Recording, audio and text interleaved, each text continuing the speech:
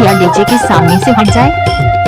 फसाई डरे रे तरसाई डरे ना, नाचने वाले ही फसाई डरे वो तरसाई डरे ना, अबे अमा टोला तरस थे चोला रवाई डरे ना, अबे आपका क्या अमा नाम है? टोला तरस थे चोला रवाई डरे ना।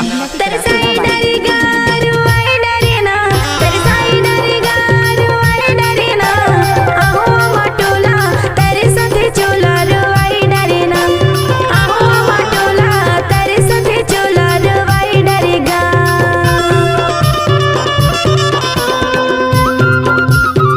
छोटू Yadav DJ mix song company की तरफ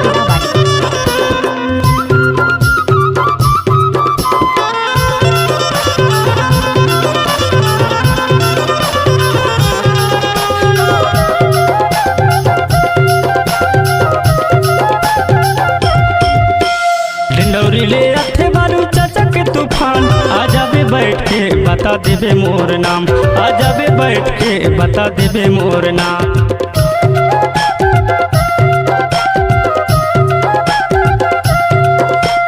डिंडौरी ले अथे बालू चाचा के तूफान, आजा बे बैठ के बता देबे मोर नाम, आजा बे बैठ के बता देबे मोर नाम।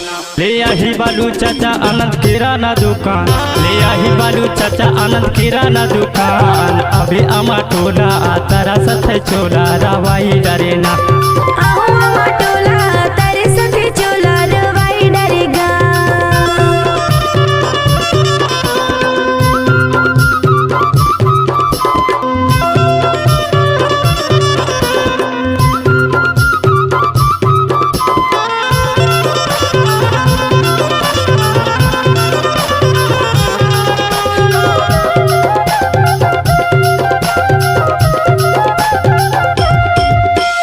रोज चोला मरिया सखी घर, परदेसी बाबू मोर जीव के आधार, हाँ परदेसी बाबू मोर जीव के आधार।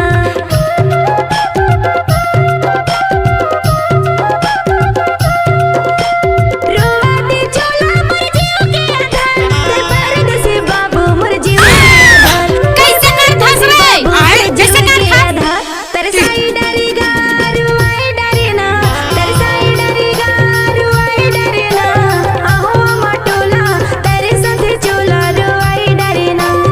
अभी अमा टोला तारा सथे चोला रवाई डरे ना। नाचने वाले में दम नहीं है।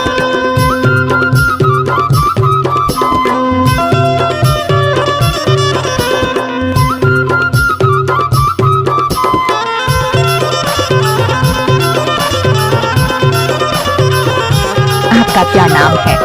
Chhotu Yadav DJ mix song company की तरफ कन्हिया ले बेनी उम्र 16 साल, माया लगे तोर बर मोहाई डरे यार, माया लगे तोर बर मोहाई डरे यार।